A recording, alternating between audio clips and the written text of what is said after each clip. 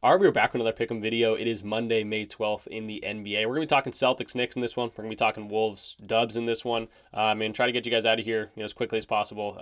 Just talking about some plays and things that I'm liking. It's hard to predict these games. We know that. It's the playoffs. It's a chess match. It's hard to see what's going to happen. And there's not a lot of defense. Less calls being made, a lot of more physicality. So it's harder for players to get over their lines. We've seen a lot of low-scoring games. And we saw the Nuggets and the Thunder yesterday. 8 points from the Nuggets in that first quarter and 17 from the Thunder. So we've seen a lot of low-scoring games, and that's kind of what we become accustomed to. But we're going to try to find spots that we can attack some certain guys. We'll try to get some overs as well as some unders in this one too. So if that sounds cool, definitely go and leave the video a like, comment something down below, subscribe if you are new. Obviously, I've not been uploading as much as I'd like to be. If you know, you know, kind of dealing with something that's making it pretty uncomfortable to sit down and record these videos, but definitely going to get through it and be back more consistent. Definitely be grinding through the WNBA this summer, and definitely going to be talking about some baseball as well. And if you want access to a fun Discord community where we're always talking sports and props and different plays, definitely check out the links down below as well. I think you'd have a good time in there. So let's hop into the plays. We'll talk about any sort of injury news because there is some this playoffs, unfortunately, and then we'll hop into the actual plays. All right, so hopping over to RotoWire to see what we got going on for this first game. Knicks versus Celtics. If you guys don't know, I am a Celtics fan. I try to keep my bias out of this, and I thought they were going to crush these guys in this series. And again, it could potentially still be a 6-game series. We don't know what's going to happen here, but the Knicks are definitely resilient. They have been at 20-point deficits in all of these games, and we've seen historic shooting woes from the Celtics in the first two games. They got much more into, back to what they've been doing all season last game. So I think this is like 30-point blowout, 20-point blowout, or a Knicks win. That's what it seems like it's coming down to, because the Celtics don't be able to seem to close these games. They got a lot more dogs on the Knicks, the Brunson show. We got a lot of step-back threeers on our team. The Tatum, the Browns of the world are shooting a lot of threes, and they don't seem to want to go away from that. But at the same time, it's hard to say, oh, go away from that. You're missing threes. That's why the Celtics won the championship last year. That's why they were a 60-win team this year. That's what they do. They're going to knock down their threes, and if they shoot 25% for three for the third game this series, they're probably going to lose that game. So that's what we got going on for this first game. Luckily, no injury news to really talk about other than Sam Hauser, who hasn't been a big factor in the series anyway. You can see the projected minutes. Porzingis is kind of the guy that's been up in the air coming off the bench. Came off the bench and played really well in those first few minutes last game. Peyton Pritchard obviously was really great off the bench. Everyone was shooting well, and that's what's going to happen. So sometimes when the Celtics are clicking, but this is what we got going on for the projected minutes. It's not for sure what's going to happen. Foul trouble and everything can change that, but we have seen Al Horford come in and start games. Porzingis doesn't look amazing, but he looked better that last game than the game before that, dealing with an injury, an illness actually, that's kind of been hindering him. Some weird viral thing that's definitely messing with his head, messing with his stamina and things like that. So they're playing him limited minutes off the bench. And then we see good minutes from Luke Cornett and some other guys off the bench as well here for the Celtics. So it's going to be Tatum and Brown getting the bulk of the minutes. Derek White's going to be up there with them. Drew Holiday, 27 projected minutes right now, just because of how good Peyton Pritchard's been. I think if this thing goes, a closer game down the wire, which I think it could be today, we'll probably see a little bit more Drew than Pritchard, just because of the defensive things that he can bring to the team. And, offensively, he's not a horrible, liability out there. So that's what we got going on the Celtics side. Projected minutes for the Knicks, pretty much everyone 48 minutes. We know how, Tibbs does his thing. Mitchell Robinson has been pretty good in the first few games of the series. Was not as effective in this game, but he's been, typically very good out there, being able to be the biggest guy in the court and, dominate the boards and be able to get putbacks. And the Celtics will send him to the line as many times as possible because he's, we all saw, we've seen the air balls and what he's been throwing up from those. Looks like he's never shot a basketball in his life when he gets to the free throw line.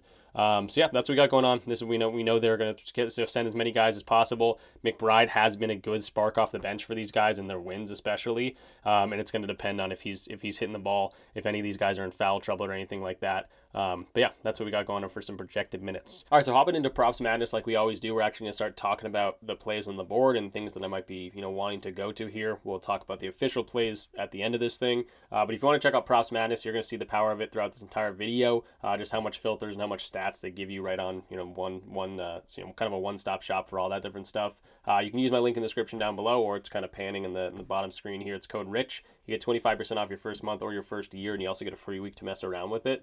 So pretty sweet deal. Props Madness is awesome. Super excited to use it for WNBA as well because there's a little bit less volatility in there. a lot less, load management and injuries to deal with. So, WNBA will be a lot of fun to use this as well. So going into this first game, we got Jalen Brunson's going to be the first guy on the board for the Knicks, obviously the number one scorer for this team. I did fade him last game. His line was at 26.5. Ended with 27 there. But I think Karl-Anthony Towns has the biggest mismatch in this series, especially with Porzingis kind of going down with the illness, not playing as much. He can kind of bully those other guys down there. Jaylen Brown has played him a lot of the time. We did see a lot of Jason Tatum on Towns last time, and Towns was still able to rebound extremely well. He's done that all throughout this series, and I don't think that really lets up right now. So his line is 11.5.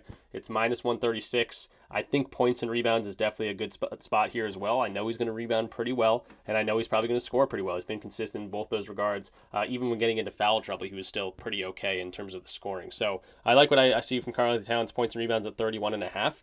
That seems pretty good to me, knowing that he could grab 15 rebounds and just need 17 points or whatever it is. So, I'm liking Karl-Anthony Towns on the Knicks side of things. And then lastly, before we go away from Towns, I do want to mention that he's been scoring okay. His line's at 19.5 right now, and he got 21 in back-to-back games. Obviously, foul trouble in the first game limited him a bit, but he's not hitting threes in this series, which is kind of nuts. He has 1 3 in the entire series, and he's been scoring. If he gets a couple threes to fall, that's going to be huge for a points and rebounds line, on top of the fact that I think he's going to rebound the ball pretty well, like he's been doing pretty much all season, or late half of the season against the Celtics teams. 18, 14, 13, 17, 15. I mean, if you want to pay the juice at 11.5, you could absolutely do that, and maybe that's an easier play. But I think points and rebounds minus 110 payout, pretty solid move right there. But again, I wouldn't mind just going to the rebounds. I'm just a little bit interested in him maybe knocking down some threes in this game.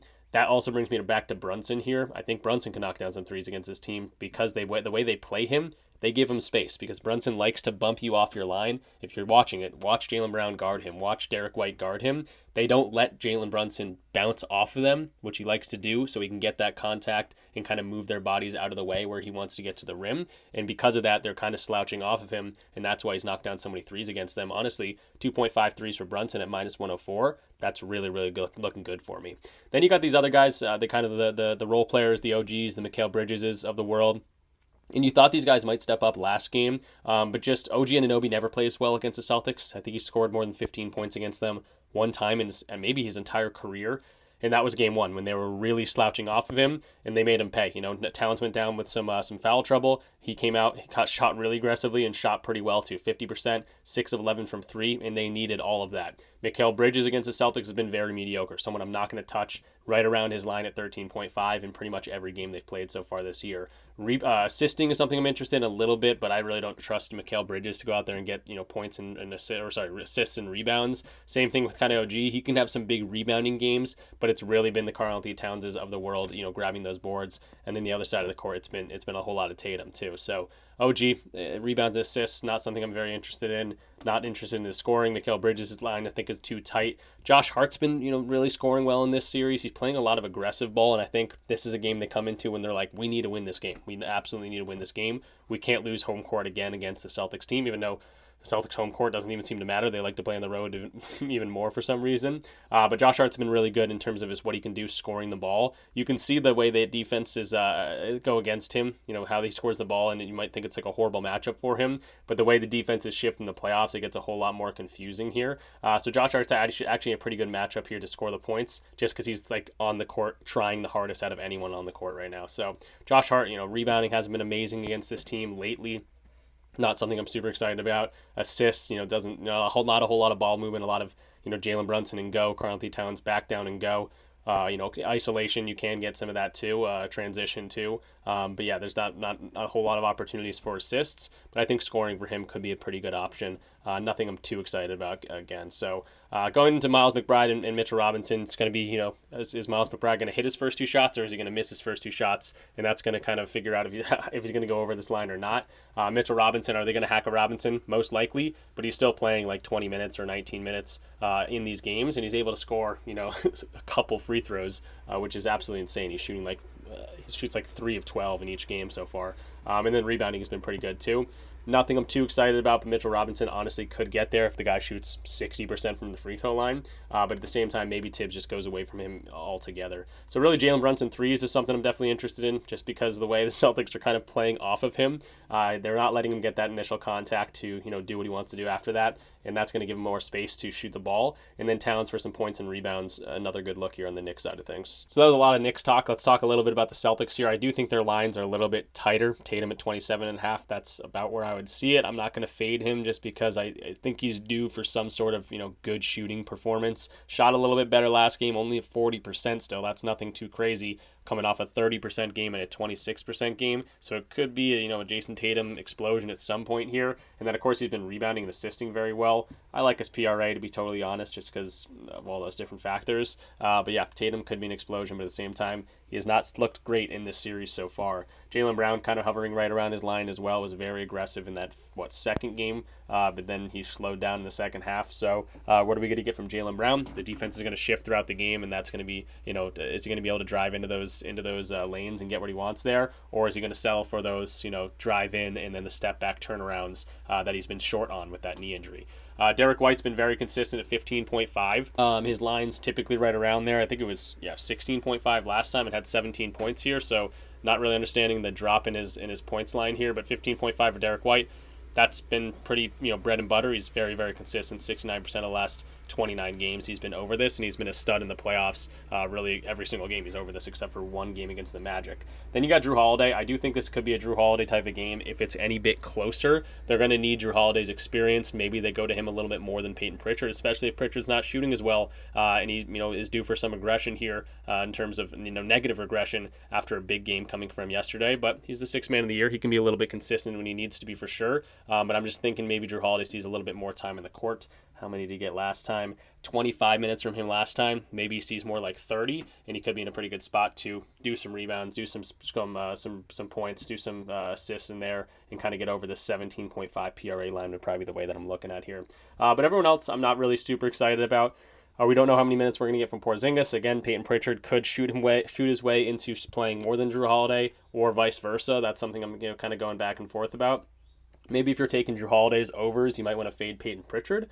That could be a pretty good angle if you want to get a little parlay in there. But these other guys off the bench, I'm not going to go too crazy into them. It's going to be dependent on how they're playing and the course of the game and what we're seeing in that one. And then moving to the T-Wolves and the Dubs, the Warriors here, I think it's Jimmy Butler or bust here. 26.5 points for Jimmy Butler. He's going to shoot a bunch of times, shot 26 times there. Last game, did have 33 points. We saw Kuminga chip in with 30 points as well. If he's going to get 18 plus shots, which again, he shot 26 times last game. He's over this in 5 of 7 games, so I think Jimmy Butler probably is going to be able to go over this. 26.5 seems a little bit too low. You could chip in with some rebounds or assists, but I really just like the points here. I think he's going to be aggressive, shoot a whole bunch, and that's really the only guy I'm looking at here. Buddy Hield has been good, but at the same time, they're kind of playing him like Steph Curry a little bit more, so he's been having a tougher time to score for sure. Podziemski's been kind of a letdown lately. You can see what he's been doing the last few games. Nothing, not going over his lines very well. He needs a big game at some point.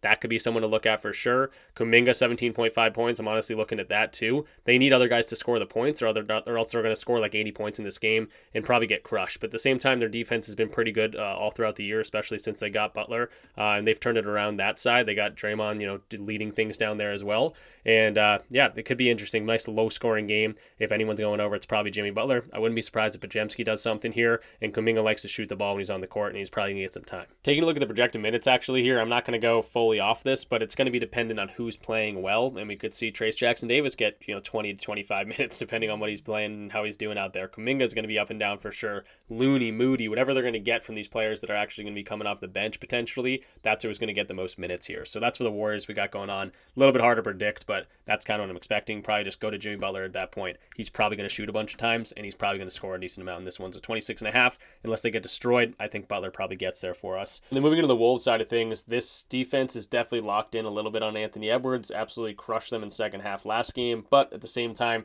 they're going to make adjustments and probably make it as hard as possible for Anthony Edwards to score the ball. And Julius Randle's been the most consistent player in the playoffs, pretty much going over this line every single time, 20.5 points. He's been a rebounding machine in this series at least. He's also been diming up in this series. So Julius Randle's been a stud, very, very consistent. His lines are pretty tight at this point, but the scoring line at 19.5, especially if Anthony Edwards can't explode for 36, 28 in the second half of that game, I think we see a lot more Julius Randle, and he can be very, very effective like he has been. Jaden McDaniel's also been someone that's been scoring very consistently. Naz Reid's threes, I think that's a very good opportunity here. At minus 140, it's a little bit of juice, but I think very good parlay piece. He's been scoring the ball very well against his team overall, and obviously very consistently in the playoffs here, and they might like him a little bit more than the Rudy Gobert assignment if they do go small, which the Warriors tend to do, and Naz Reid can, keep up with those guys a little bit easier. At the same time, I do like Rudy Gobert potentially getting some blocks. I don't know if I'm going to play this, but plus 116, pretty solid spot there for him. This is just a very, very hard series to kind of predict here, because what is Steve Kerr and the Warriors going to throw out there and change up to try to just keep this thing alive while Steph Curry's on the sidelines? So definitely a harder one to predict than the Knicks and the Celtics, in my opinion. But at the same time, I think going to Jimmy Butler on the side of things, and then maybe just going to the most consistent guy, which has been Julius Randle on the Wolves side of things. What's his PRA? 34.5. I mean, that could be something you look at. Is he going to have a bad game at some point? Most likely. So it's a tough one to predict, especially on the Wolves side of things. Naz Reid at 1.53 is probably my best answer here for someone trying to get a parlay piece in here. But again, even that one's a little bit juiced. So I'm liking Butler in this series, or in this game at least. And then everyone else is a little bit harder to predict. And then backtracking to the Warriors just a little bit. I also have the squeakiest chair ever. You guys have probably heard that. But backtracking the Warriors a little bit. I was looking at Podziemski's rebounds because he's been rebounding extremely well in this series. And the rebound chances aren't amazing. 11 and 12 right now, but he's rebounding really well against this team overall, and he's getting a ton of time, especially with Curry off the not in the game right now. He got 39 minutes in that last game, 33 minutes, 29 minutes in the game one, so he's been playing a decent amount of time. Kuminga might eat into that a little bit, but they need Podziemski to score the ball. He's been rebounding the ball extremely well, so if he can actually put the ball in the basket, get 35 minutes in this one, I don't see how he can't get 5.5 rebounds like he's been doing. If you actually look at the rebound chances he's been getting, again, they haven't been amazing, so I wanted to look at that because it's not like he's getting 16, 17 rebound chances and just ripping down 8 boards. He's getting more like 10 to 14 or something, 10 to 4, or what was that first game? 11, 10. So let's say 9 to 13 or so. 69% of games he's going over that line. So 5.5 rebounds for Podziemski. Been rebounding extremely well in this series. That's something I definitely don't mind. So that's going to do it for us in this one. We did talk about a whole bunch of different plays. There was about 5 that I really was liking. I really like the Podziemski rebounds line. I do think Jimmy Butler's going to shoot a lot of times today. I think he's going to get over that 26.5 points line. I really like the opportunity for Jalen Brunson to knock down some threes at 2.5. I think Towns could have a good game as well. Which Celtics going to have a big game? I mean, Tatum probably going to shoot 45% at some point during this series, so we'll see what happens with him. And then the Wolves side of things might be the hardest one to predict, but again, Julius Randle's been very consistent. Naz Reid knocking down some threes, whatever it might be. We talked about a whole bunch of different plays. So if you enjoyed the video, definitely go ahead and leave it a like, comment something down below. Of course, subscribe if you are new. Consistency will come back at some point. You can probably see me wrenching my shoulder. I got like a bunch of compressed nerves right here, and it's very, very uncomfortable to just sit still. Probably actually hear me like racking around. I don't know if you'll be able to hear that, but it's pretty gross. It's nasty, but hopefully getting it fixed soon. Going to PT, trying to grind it out. So we'll be back on the consistency at some point. And I'm feeling better every day, so that's a good thing. So hopefully I have some good games. Obviously, I would like to see the Celtics tie the series up. I'm curious to hear all your thoughts about the series so far, the playoffs so far, how your bets have been doing. Like hearing from you guys, and I miss hearing from you guys. So let me know in the comments down below. Of course, subscribe if you're new. And if you want to get access to all my different plays, but also just a really fun community, bunch of links in the description down below of how to do that for free. So just read the description, the easiest way to do it. I'll see you guys in the next one. Thanks for watching. Peace out.